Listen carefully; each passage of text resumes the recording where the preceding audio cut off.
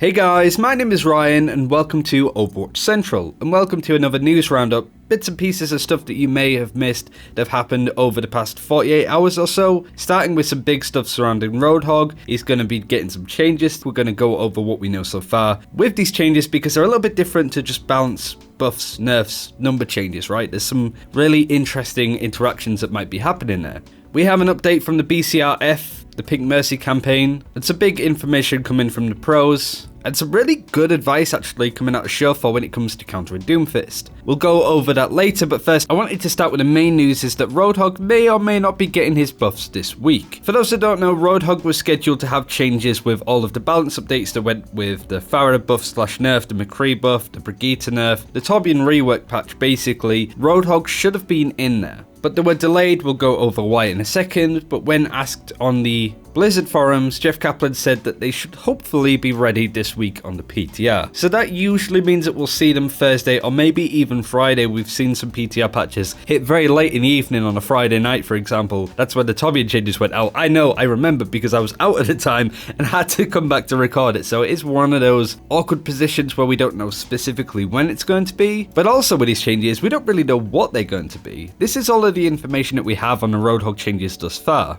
Like what I said before, Jeff Kaplan said that the Roadhog changes were intended for this round of the PTR, the Torbjorn changes, but required animation, so they've been delayed a bit. He's not getting a rework, just some tuning / balancing. It'll take a little bit more time than the recent PTR changes that went up, however. The question sort of remains what the animation changes could be surrounding. I don't think it'll be the hook, because they can change the time on that. I don't think it'll be the weapon, but the weapon spread has been something that's been looked at. So it might be to do with his E ability, his ultimate. I'm not really sure what it could really be around, but if you do have a good idea, let me know in the comments below what these changes could be. With any luck, we'll be able to speak to players like Harblue next week when these changes do come out, maybe Smex from Team UK, who is a hell of a hog, or even just Dr. Riku again. Let us know who you'd like to see. And also, I do want to pose a question whilst I'm sort of wanting to get your answer on this. How often would you like to see balance patches in Overwatch? I'd say at least once a month. Once a fortnight it'd be interesting, but maybe just unnecessary. I am curious to know how often you want to see the game balance updated. Let me know in the comments below. So that's everything that we have about the Roadhog changes. Now I want to go over something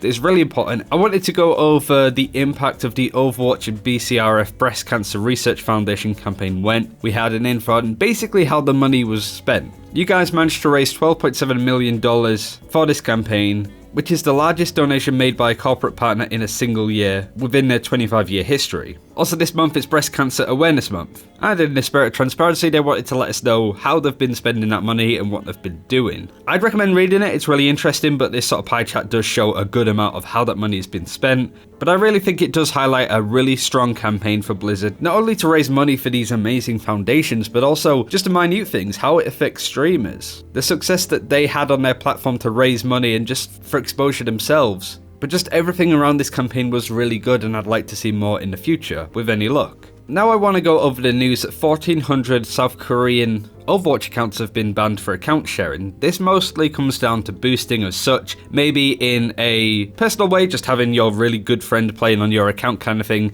but it also could do with the services that people pay for to have their accounts boosted. In Korea, this is a really huge thing. We've seen this before with players like OG and Sado having a really negative reputation in Korea because of their boosting background. People like Jane in the past have pointed out that it's almost a necessary evil for tier 2 / tier 3 players to boost accounts to have enough money for them to survive, to be able to continue to play Overwatch to try and get the Overwatch League, right? Whilst I wouldn't inherently agree that it's a necessary evil, I do certainly understand where it's coming from. For example, the top comment on this thread on r/competitive Overwatch says, as long as the tier 2 or tier 3 scene has small prize pools, this boosting thing will never stop. People have been right to point out that no matter what, boosting will never stop, it's always there. But this certainly seems like an effect because of how underfunded the tier 2 and tier 3 scene can be. To get a better understanding of how important this is in Korea, this is the coach for Florida Mayhem talking about their recent pickup BQB, who was a known booster. His fault cannot be washed. I will look for social service with him. I will do community community service with him. I think this is not enough. Many people agree with opinions and criticisms. We may seem pretentious. I'm sorry for the Overwatch fans, will always reflect on myself and try to do good things. It makes it sound like BQB has done a heinous crime doing community service and the like, and it shows how much of a big thing it is in Korean culture to be known as a booster. It's a really negative slur to have attached to you, and understandable with how competitive that scene is and how seriously they take play in Overwatch. I think the news is fairly interesting, but this reaction that we got out of Ryder really highlights to me an area that we often overlook in the West.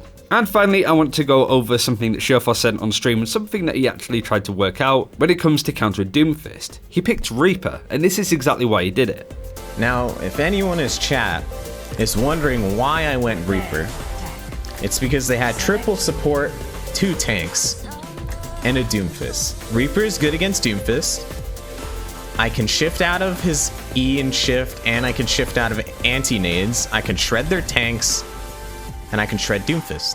I'm not going to say that this is going to work all of the time, but I think Reaper is a really interesting and good pick against Doomfist, and it might sort of show off a new role that Reaper can be played in, if only he was just a little bit better. That's what I think, at least. Do let us know what you think below about all of the stuff that we've covered. Reaper being a Doomfist counter, the CRF campaign, the booster's been banned, and of course those Roadhog changes that will be coming sometime this week. Thank you very much for watching. Like and subscribe if you haven't already to this video. We try and do these regular updates of news fairly frequently. Depends on the news really, but thanks for watching. Take care. We'll see you then.